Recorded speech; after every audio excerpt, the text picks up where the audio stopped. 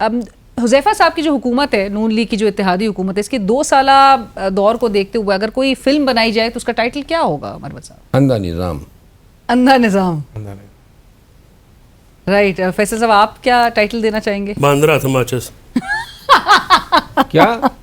بندر کے ہاتھ میں ماچس. اچھا.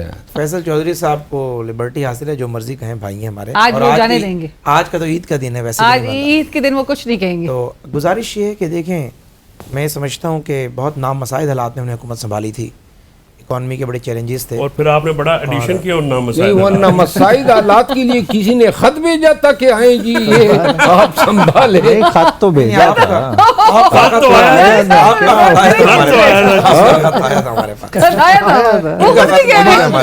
رجیم چینج جو ہے نا، جو یہ بھی کہتے ہیں کہ ہم نے ریاست کو بچایا، ہم نے پاکستان کو بچایا، وہ بھائی بچانے کے لیے کسی نے آپ کی منتیں کی تھی.